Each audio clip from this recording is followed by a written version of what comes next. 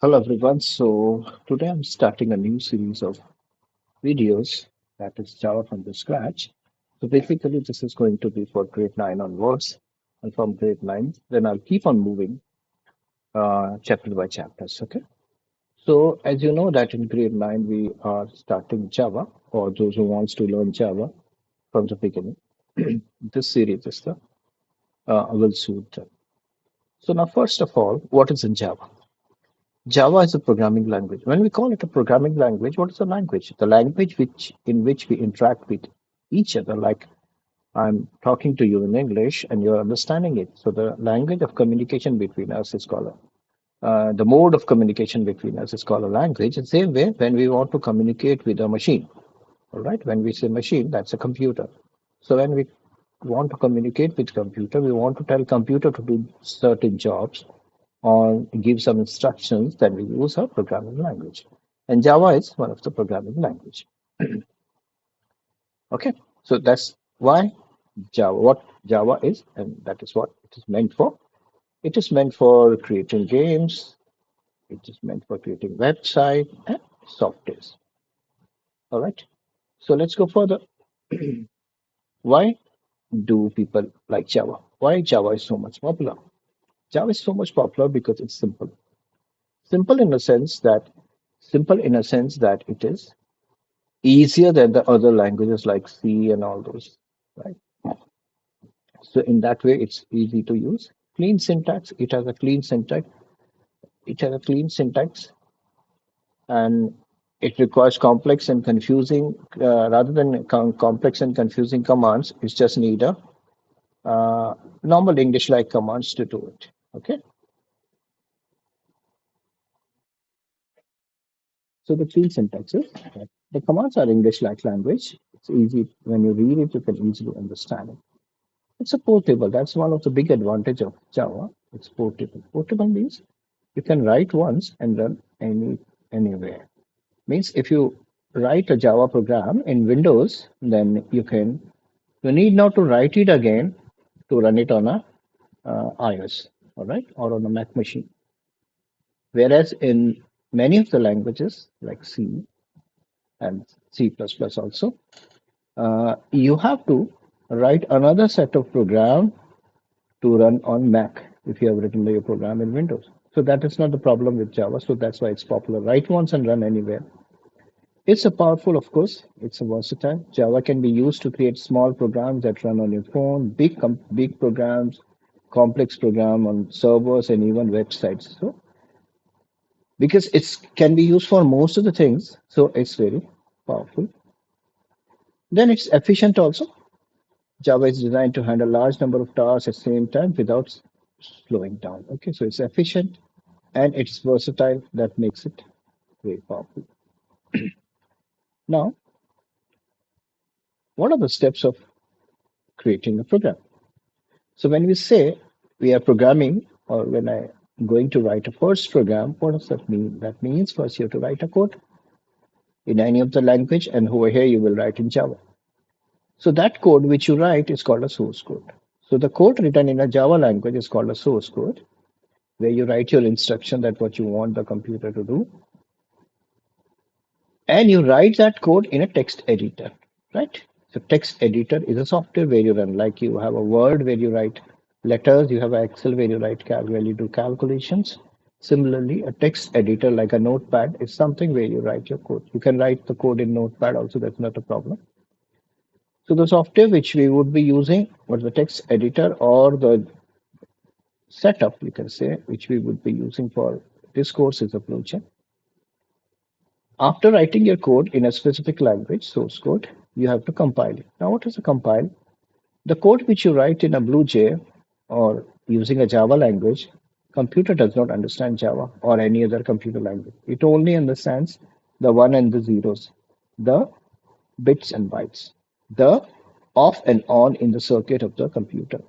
So computer does not understand language. So there has to be some way where we can convert this computer language, the source code, which is written in Java, into the zeros and one. That's a byte code. So that's the job of a software called or a program called compiler. So it's a special tool that converts your human readable code that is written in Java into a bytecode. Now, once the bytecode is written, there has to be some interpreter who can read the bytecode because bytecode is not readable by us also. Means it's very difficult to understand it. So to read the bytecode and make computer do some work or give instruction to the computer, you have a Java virtual machine. All right. The compiled version of your source code is ready to run on any machine with Java virtual machine. So the Java virtual machine uses the bytecode and makes the things go. Right. When you run the program, so the third step is running the program. When you run a program, the Java virtual machine reads your bytecode and executes it on the computer. Now, basic structure of a Java program. A Java program has this basic structure. This is one of the example of a Java program where you start with the keyword class. Every time you have to start with the keyword class and then hello world. So hello world can be changed. It's a name. It's the name of the class or name of the program, you can say, or name of the class. Okay.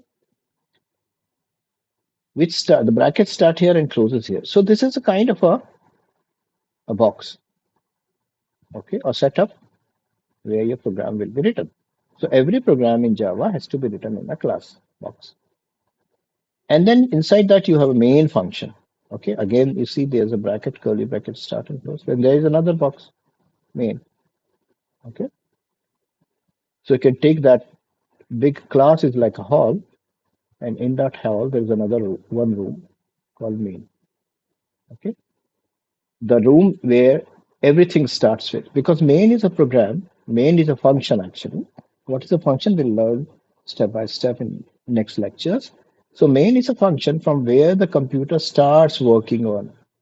So that is, this is the main, you call your drawing room of your house, or where the people come and enter, that is this room, right? So every Java program will start from here. Then from here, it will go to different methods or different rooms, which I will discuss as and when it comes. And what this program is doing, just to solve your query, you will be wondering what this is doing. This is just going to print the word hello world on the screen. Okay. And about the rest of the things, the void and the main strings, that all we'll learn as and when it comes. Now, the key concepts in Java. So Java is basically based on classes and objects, right? A class is a blueprint and an object is a photocopy of that blueprint. So class is a blueprint, and then you can create many objects, many photocopies of that blueprint, which are objects.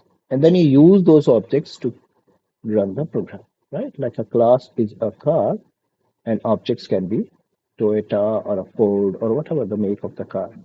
This also we'll discuss in detail when we'll do the topic class and object. Then the second key concept of a Java is methods. As I told you, the Java program is created in a class. Every Java program has to be in a class, same as there should be methods inside the class. Okay, so inside a class there will be different methods which are going to do the job. So method is also very important.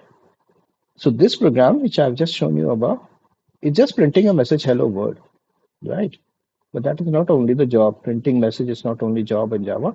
We have to do calculation numeric values.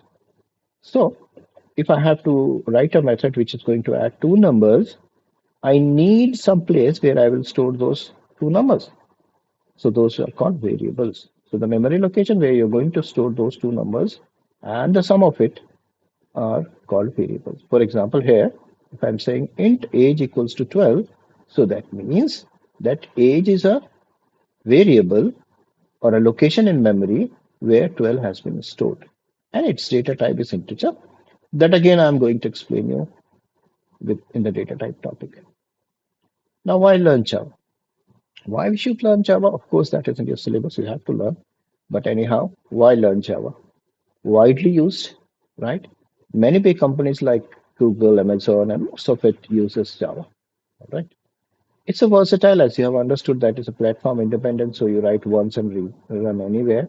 That's the versatility of a Java. It's community support. So it's a very big community since it has been used for a long period. So there's a very big community which is going to keep on helping you if you are stuck in very complex program, or keep on creating new function which is going to be used by any of the programmers. That means in our community we write functions, we write libraries which can be further used by any other programmer. You did need not to write uh, programs every time, the big programs. Okay, those are called libraries. We'll also learn about them as and when we come across them. Okay, so that's it with the first topic of Java, introduction to Java.